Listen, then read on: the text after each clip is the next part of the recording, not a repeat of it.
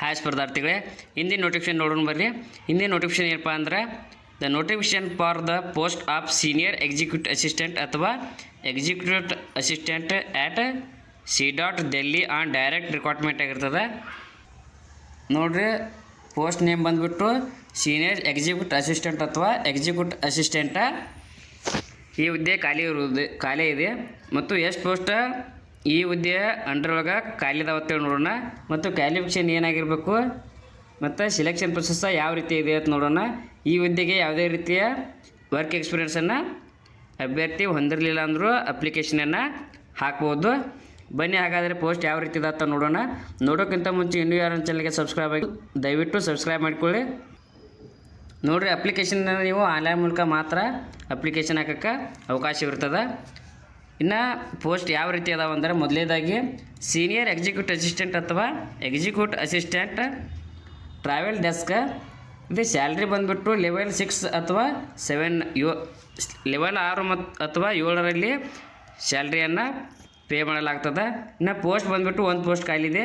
ಇದು post location ಎಲ್ಲಿ ಬರುತ್ತಂದರೆ new Delhi ಒಳಗೆ ಪೋಸ್ಟ್ ಖಾಲಿ ಇದೆ. ಇನ್ನು ಎರಡನೇದಾಗಿ ನೋಡಿರಿ, ಸೀನಿಯರ್ ಎಕ್ಸಿಕ್ಯೂಟಿವ್ ಅಸಿಸ್ಟೆಂಟ್ ಅಥವಾ ಎಕ್ಸಿಕ್ಯೂಟಿವ್ ಅಸಿಸ್ಟೆಂಟ್ ಅಂಡರ್ ಒಳಗೆ ಎಸ್ಟೇಟ್ ಮ್ಯಾನೇಜ್ಮೆಂಟ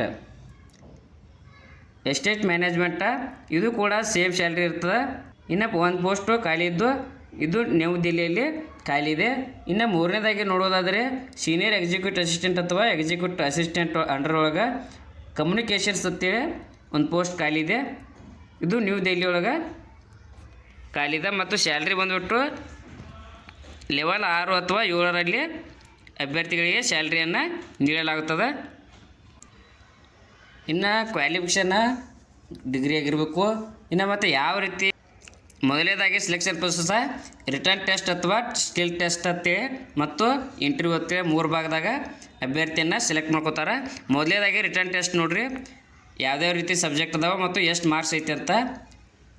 ಒಂದನೇದಾಗಿ logical reasoning 20 marks, numerical ability 20 marks ಇದ್ದು, ಇನ್ನು ಜನರಲ್ ಇಂಗ್ಲೀಷ 20 ಮಾರ್ಕ್ಸ, ಇನ್ನು ಡಾಮಿನಿ ನಾಲೇಜ 40 ಮಾರ್ಕ್ಸ್ ಇರುತ್ತೆ. ಟೋಟಲಾಗಿ 100 ಮಾರ್ಕ್ಸ ರಿಟರ್ನ್ ಟೆಸ್ಟ್ ಎಕ್ಸಾಮ್ ಇರ್ತದೆ ರೀ. ಈ 100 ಮಾರ್ಕ್ಸಿನ ಎಕ್ಸಾಮ್ಗೆ 90 ನಿಮಿಷ ಟೈಮ್ ಕೊಟ್ಟಿರ್ತಾರೆ.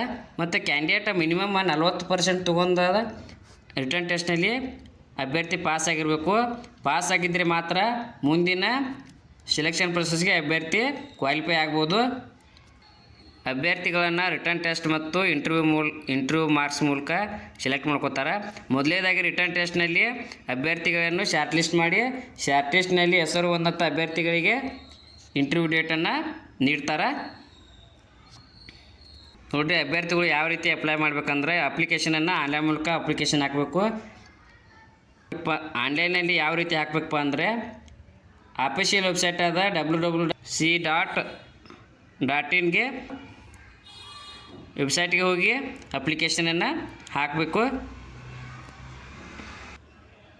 ಅಪ್ಲಿಕೇಶನ್ ಕೊನೆಯ ದಿನಾಂಕ ಬಂದುಬಿಟ್ಟು ಅಪ್ಲಿಕೇಶನ್ ಕರೆದ 30 ದಿವಸಗಳವರೆಗೆ ನೀವು ಅಪ್ಲಿಕೇಶನನ್ನು ಆನ್ಲೈನ್ ಮೂಲಕ ಅಪ್ಲಿಕೇಶನ್ ಹಾಕ್ಬೋದು. Thank you. ಇನ್ನೂ ಯಾರು ಚಾನಲ್ಗೆ ಸಬ್ಸ್ಕ್ರೈಬ್ ಆಗಿಲ್ಲ ದಯವಿಟ್ಟು ಸಬ್ಸ್ಕ್ರೈಬ್ ಮಾಡ್ಕೊಳ್ಳಿ. ಮುಂದೆ ಯಾವುದೇ ಜಾಬ್ ಬಗ್ಗೆ ನಾನು ನೋಟಿಫಿಕೇಶನ್ ನೀಡಿದಾಗ ನಿಮಗೆ ತಿಳಿದು ಬರುತ್ತದೆ.